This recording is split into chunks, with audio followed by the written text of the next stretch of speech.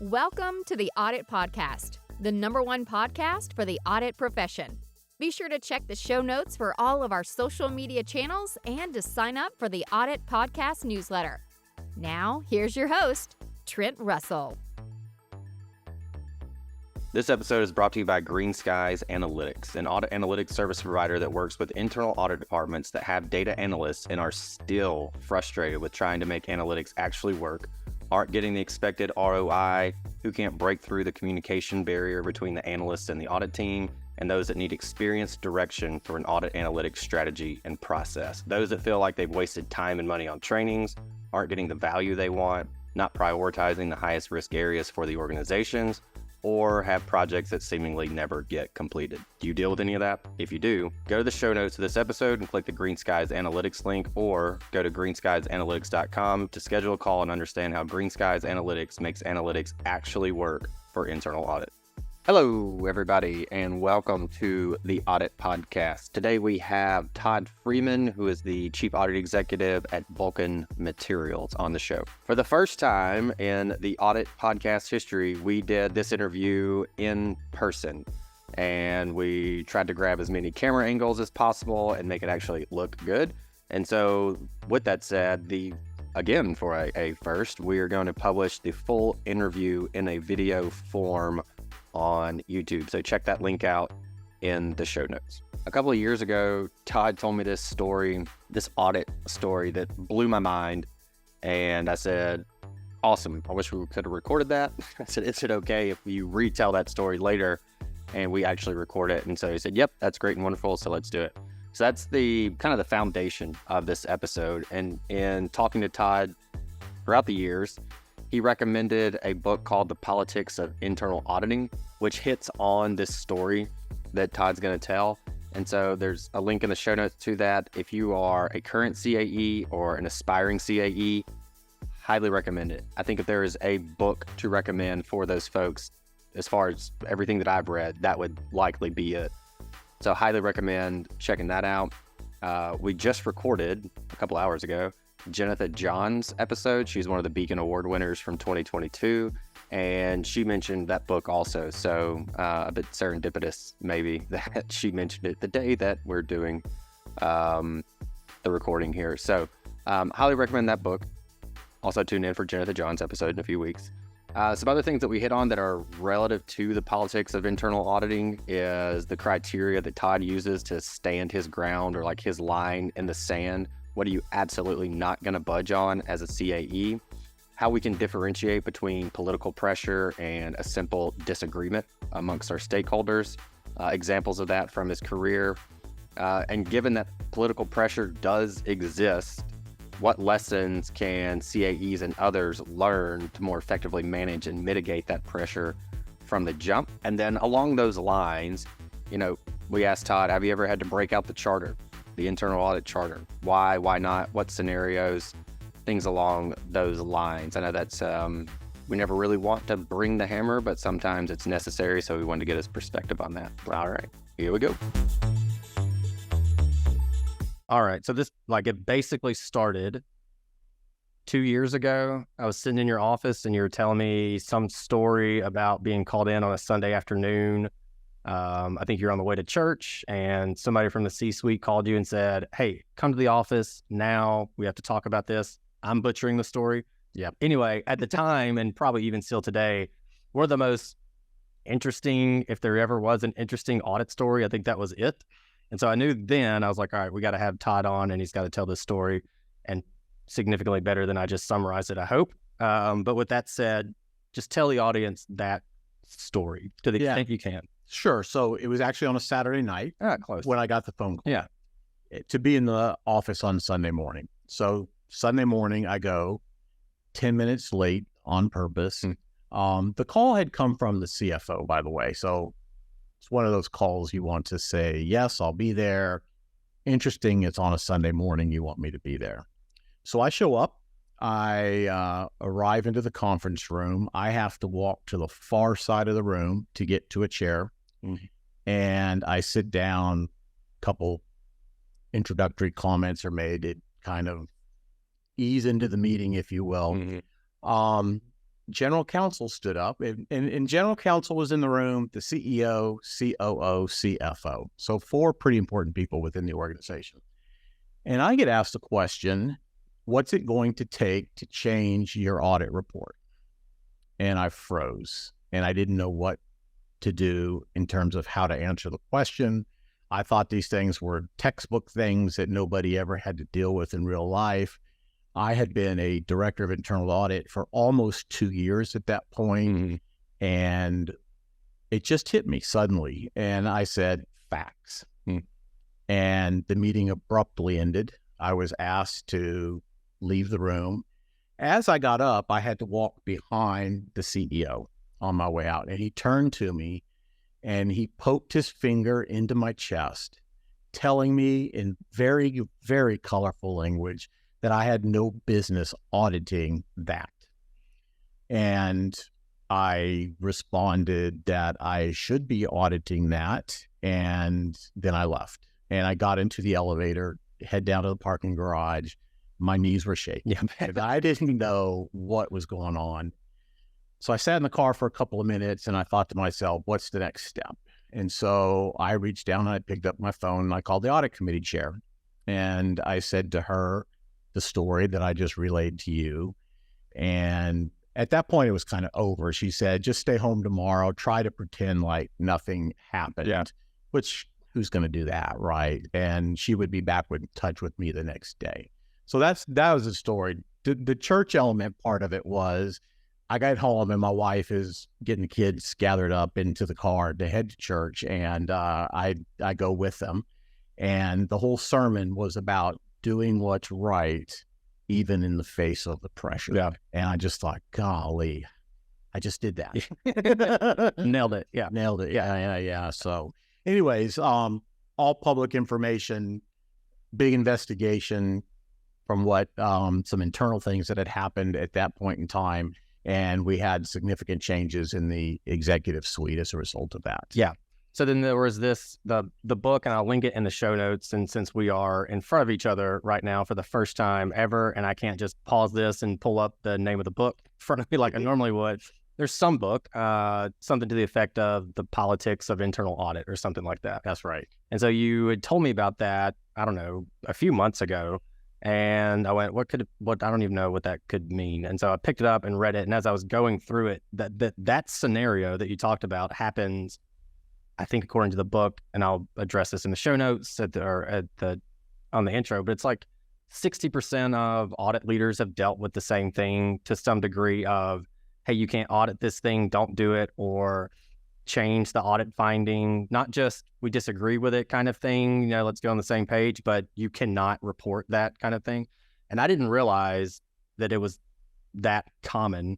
And I think a lot of people go, yeah, I want to be a chief audit executive. That seems sweet. Like, it seems like you just kind of roll in and then you go to a bunch of meetings and then you get a fatter paycheck than everybody else. And I went, yeah, that's heavy. It's heavy. And it happens to a lot of auditors throughout the course of a year, right? And I've seen it a number of times, or I've been told to it, people who've worked for me over the course of time, that, hey, this manager wants this out, or this manager said change this or change that. And I always go back to the same thing, where the facts, and leave it at that. Yeah. And I think that's in the book as well. They talk about like 100%, you have to have the facts. And I think what's important there for the listeners as a takeaway is, if you are the staff or the senior or maybe even the manager, depending on your audit department makeup, the facts are what, like, you're the one that's likely providing the facts. And so it's like unlikely I would have thought that you would have been in the details doing the actual testing or anything to where, hey, I've tested this sample, I know these are the facts. You had to rely on the staff and the seniors to do that. And so all I had to say, even if you're the staff or the senior, like, what you're doing is important, especially in those situations. Well, and there's another aspect to it, I think, too, and that is the way your team looks at you. Are you going to cave? Are you going to stand up for what's right? What? And then that's going to drive how they're going to respond to things, right? So there is that leadership aspect that I think is pretty important as well. Super important. All right. So that is they asked you, it sounds like, not to audit a specific area of the business. Is that right? No, we had audited Okay. it, and they wanted us not to report it. Got it. Okay. So what is what I would call, or even what the book calls your stand your ground, or what I call line in the sand? Like, where do you draw that in terms of 100% I can't budge on this versus, yeah, let's work together and not tweak might be the wrong word, but come to an understanding more or less. Yeah, so it's always good to know, and I think in any presentations I've ever done where I've had to talk about career progressions with internal audit, if you're going to take on a chief audit executive role, you need to be prepared to walk away. Mm-hmm. The thing we were at last week is have a walk away fund, right? Like walk away, be prepared to be fired, whatever it might be. You just need to be prepared. And so I think the stand the ground is a couple of different aspects. First of all, there is what's the law, and if there's anything against the law, you stand on the ground, right? The second part of it to me is your code of business conduct, and the code of business conducts are usually written pretty well. At least I have been within the organizations I have, and that is a good governance document to use and to use as your stand your ground document, if you will, right? So if you have in there that we're going to do our accounting and books and records to reflect the operations of the business, that's it. If you're going to do, somebody steals, we're going to take disciplinary action, that take disciplinary action. And so you push those limits as hard, I think, as you can. At the end of the day, you go with your facts. You use the law, the code of business conduct as your foundation to help you push the case. Honestly, I've never been in a case where I said relent and say, okay, go with what they want. That's not the way to do it, right? Yeah. So, all right. And this might be asking the same question, but maybe in a different way. But how can we differentiate between political pressure and simple disagreements amongst the auditees, as we'll call them? Any examples that you could speak to? So I think it kind of pushes that just a little bit further in terms of you can disagree, and that's fine. And my response to you will be, you have an opportunity to respond to this. Go ahead and disagree. Yeah, that's fine. What was the other part of it? The disagree, but political pressure. Yeah. The political pressure of it is when you're going to stand your ground, you've got right on your side, and they want you to change something because it might reflect poorly in another area, right? And that is where I think the political pressures come in, because there's a narrative that somebody wants to be told, and this might stop that narrative or change the story a little bit. Is there any advice you could give to mitigate against that political pressure almost from the jump? Until you can control other people, I don't think you can really control that. And sometimes there's narratives you don't know about, right? And all of a sudden you're doing an audit and boom, there's that pressure. So it's hard without having that control of other people, but it's something that you have to know at some point is going to be there. Yeah. Have you had to break out the charter before? I have. Okay.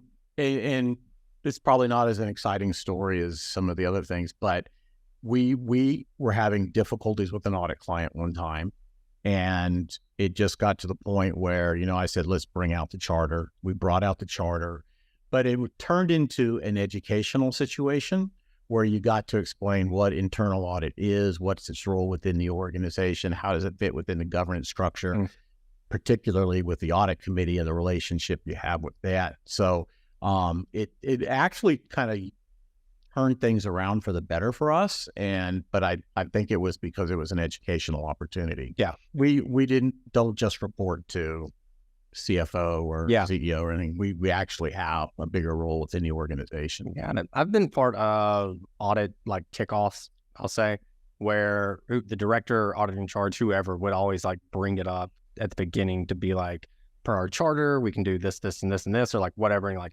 lay the groundwork there. And I thought that was a pretty interesting way to do it. And I think it can be good if it's not with the intent of, or you don't get the feeling as again, I'll call it auditee of, oh my God, we have to do everything they say, we can't push it. There should be some disagreement, because I've also seen the other side where I've heard this, where the CEO, will say, said, hey, anything that's an audit finding, management, you have to do it. And I went, I don't really agree with that either. I mean, there should be, we have findings, we'll call them, and managers go, we agree or disagree or whatever it is. But I thought that take was interesting. What do you think about that take of, hey, do everything that audit says to do? I don't know that I like it. Yeah. Because I tell my teams all the time, if you're auditing me, you're going to prove it beyond a shadow of a doubt, and I'm going to ask you to prove it, and I'm going to be the hardest client you've ever had. So make sure you've got your ducks in a row when you bring it. And then if we can persuade you through whatever dynamics we can do that through, then let's do that. But if it's, sometimes things are simple, sometimes they're more difficult, and you've just got to have that art of persuasion behind you, using facts, using the real life situation that you've found, and then take it from there. Art of persuasion, you mentioned that. What is, and I already know the answer, so that's why I'm asking it the way I'm asking it, because we've talked about it before. The number one attribute that a CAE should have. It's all relationships, right? Yeah. I mean, and I think it's funny because I've been thinking about this lately, actually, since your podcast with the Netflix guy. Oh, yeah. And talking about relationships and how that plays into your understanding of the culture of the organization you're in, right? And I've been able to leverage relationships, because you have good relationships, to help us with audits. Instead of having to throw out the audit charter, I can leverage a relationship. I can explain. It's easier for me to explain why we're doing a particular audit sometimes to the people you have a relationship with. And they get it. They can make the connections. Just audit never did that before, so why are you doing it now? Well, let me explain it to you. So I think those relationships are key to that, and really help drive the success of audits. What do you like tactically? Because it's everybody, I think, hopefully, especially if you listen to the show, we preach relationships all the time. What do you do to actually build those, especially for if you're in a 100% remote and there's not the elevator conversation or whatever? Like, what do you do? Do you have a cadence with various stakeholders, or what does that look like? Yeah. So I actually started this job in the middle of COVID, right? So it was just getting to know people, get on their calendars, which I found pretty easy to do. And they were very helpful, very welcoming to get into that. Since we've been back in the office, it is a regular cadence, and there are certain groups of people, and I'll call it the C-suite people, that I want to make sure I meet with once a quarter. There are certain people, call them the direct reports to the C-suite, who I want to meet with once a month. Doesn't happen all the time, but that's the goal, right? And I find lunch is a good opportunity to do that, because people like to eat. So, and getting away from the office, it kind of helps to open up the conversation a little bit better. But it's time. It's like any relationship. It just takes time, and it takes good communication. In audit in particular, because people might be hesitant to welcome you in, it's a lot of what do we do? Why do we do it? That kind of conversation. So it works out pretty well. And then once in a while, one of them will say, hey, Todd, it would be helpful if you could go do this. We immediately attack it. I mean, it's just, sometimes we stop what we're doing if it's something else, and we go do that to prove to them that we're responsive to their needs. So we will evaluate, right? Like, we don't just go do it. Yeah. We come back, I'll talk about it with a manager, and we'll brainstorm through, is it worth doing? That kind of a thing. And, a lot of times these are, we had a case where we weren't renewing company vehicle license plate tags on a timely basis. We had one of our top op guys in a work truck that got pulled over by the highway patrol because they had an expired license. He was so embarrassed that we were in that situation. So he said, can you do an audit on that? And I thought, it's not a big deal, but it's responsive to him. He actually experienced it. And he's saying, how many trucks do we have across the state? And how many times could this happen a day? And so it was an easy thing to do. And quite honestly, it was an easy fix to it. So it was an easy thing to do. All right. So I think one reason I wanted to have you on, obviously, to share the story. And then also because I do think and I don't think I know, because I was that staff senior, whatever, that would sit there and go, man, the CAE has it so easy. They don't do anything. They just go to meetings. I had no idea what you actually deal with. So I really appreciate that. Whether it's in line with more of what you do as a CAE or whatever it is, this is your time, like whatever you want to say. what do you want to leave the audience with? It goes back to relationships, and probably the last thing you want to hear, but everything we do is keyed on that. I think success is based on that. New things, new trials, new money even can be part of that. And it's having that relationship, because a lot of times it's all about, hey, I want to run this idea by you. Hey, we're thinking about doing this. I want to do that. If we do this, this is what it means. Maybe you can help me with some scripting with the audit committee, things like that. But it is all about relationships that I am 100% convinced that's the key to success of being a good internal audit department. Hey everyone, thank you very much for listening to this episode of the Audit Podcast. Whatever platform you're listening on right now, I'm sure there's a subscribe button somewhere, so please hit the subscribe button there. If you're listening through iTunes or Spotify, feel free to go give us that 5-star rating. It only took me about 16 seconds to give myself a 5-star review, and it really helps to get future guests to come on the show, so we'd really appreciate that. Lastly, be sure to check out the show notes and follow us on all our social media channels on Instagram, on LinkedIn, and on TikTok. Also, if interested, please sign up for our weekly newsletter from the Audit Podcast. Thank you all. Have a great one.